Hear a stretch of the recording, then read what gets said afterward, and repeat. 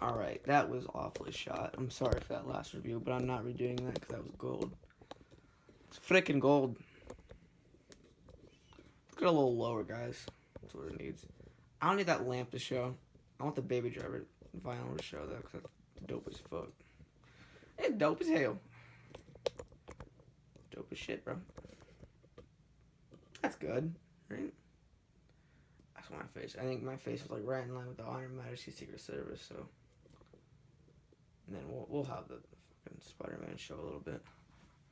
We're gonna move this to the ground. It's ugly. My posters look really bad. Guys, when I did the earlier reviews, my posters look shit. And I still have the Rogue One poster. I don't like that movie anymore, though. And the poster is atrocious, dude. Like, I actually like the Solo poster. I don't think a lot of people did, but I liked the Han Solo poster. But we are not talking about Han Solo today, guys. No, no, no. No, no. We are talking about Ocean's 8. Ocean's 8. I feel like I need to move this a little more. Okay. I hope this looks good. I'm not looking at the... Yeah, whatever. Okay. What's up? Say, guys. What's up? Ocean's 8. Ghostbusters. It was 2016, I think. I could be wrong. 2016 or 2017. Female people, girls needing to be the main roles, because God forbid we have an original movie with the all-girls cast. We have to remake another movie or have a sequel, because that's what we like. We want to remake Ghostbusters. And we want to have basically a remake of Ocean's 11, which I love. I love that movie. It's a great movie. It's probably my favorite heist movie. So stylistic, so smooth, so just... It's a classic movie. If you've never seen Ocean's 11, you should. And you probably should because of Ocean's 8. Probably should have watched it before you watch Ocean's 8. But Steven Soderbergh, that man is a legend. And that was one of the reasons why Ocean's 11 was so great, because of Steven Soderbergh's style. And this movie, Ocean's 8, just feels like it's trying to be a Steven Soderbergh movie, which I hated. This movie, not as bad as Ghostbusters. I'll discuss why. I don't want to talk about Ghostbusters too much in this review because it's not that bad, but it's also not that good, and it's so useless in the long run. But let's talk about Ocean's 8. Let's stop talking about Ghostbusters. This movie stars a lot of famous people. I mean, a lot of people are like, oh, the cast was so good, and that was the best part about this movie. But I have to disagree with you because it feels like every single cast member was just sleepwalking through this whole entire movie. They had some chemistry, I guess. I don't want to... Chemistry wasn't a bad thing. It's just...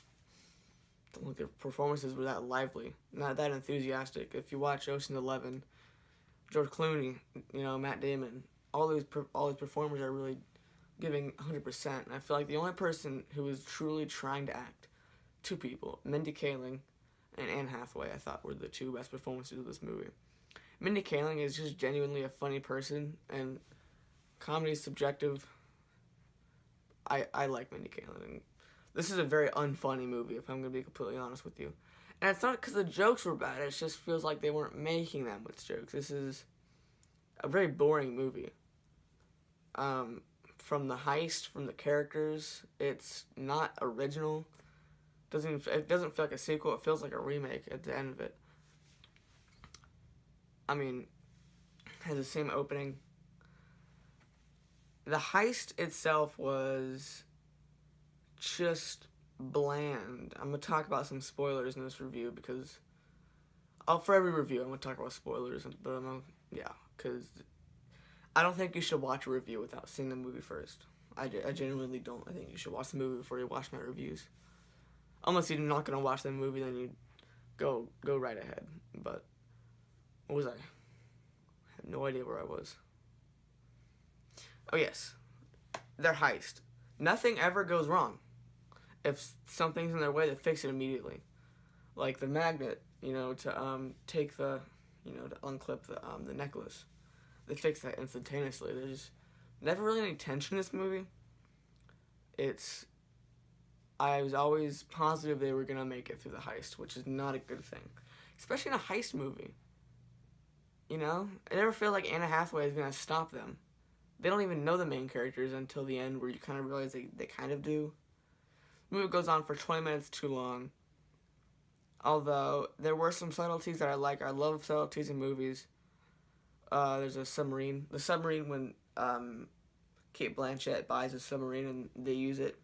That was a good subtlety because I remember seeing Kate Blanchett buy the submarine, and I'm like, oh, when are they going to use that, And then they do, and then you can tie the two things together. And thank God the movie doesn't so like it's a flashback of something, Kate Blanchett was good. Sandra Bullock was good. And Sandra Bullock's just really a phenomenal actress. I can't say that she's not.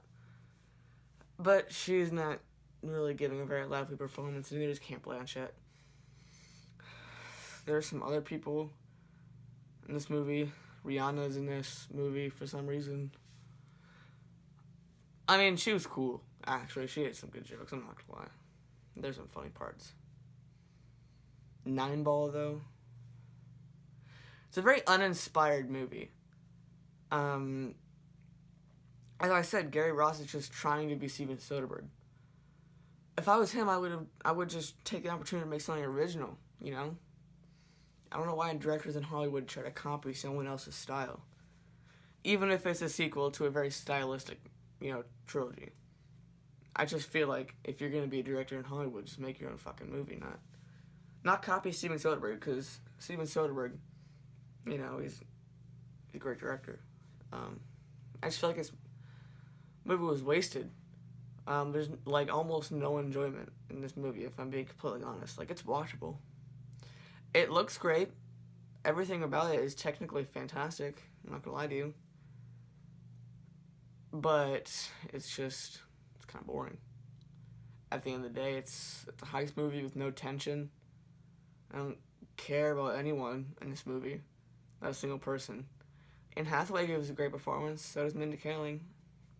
Kind of. Mindy Kaling, she has some funny parts. I feel like she should have helped write this because she's very funny. She's a very funny person. This is just a very uninspired movie. It doesn't have the energy Ocean's 11 does. Ocean's 11 has such a great energy. This movie almost has nothing. It's just a boring movie that I don't want to ever watch again. It's not an atrocity. This movie isn't horrible. It's getting fine reviews. And it's also, another thing I liked about it is that it doesn't feel like they made this movie just to have girls as the main characters. The men aren't fucking stupid. I could care less, but it's sometimes kind of obnoxious. Yeah, I'm just trying to think of other things I could talk about, but there's not much I can say. There's no sequences that stand out for me. There's no suspenseful sequences. There's no jokes that really stuck out. I'm just going to go ahead and rate it then. I'm going to give this one, Ocean's 8, 3.5 out of 10. What do you guys think of this movie? Didn't have a lot of time I didn't spend a lot of time thinking about my grade for this one because it felt right. The 3.5 feels right for me, and I feel like that's a lot harsher than a lot of reviewers are saying right now, but it's how I feel, baby. It's how I feel. Guys, thank you very much for watching. I love this. I'm gonna come at you with 2 more reviews for Hotel Artemis. Then I just saw Incredibles 2, but I'm gonna get those all out to you. Guys, thank you very much for watching, and I will see you next time.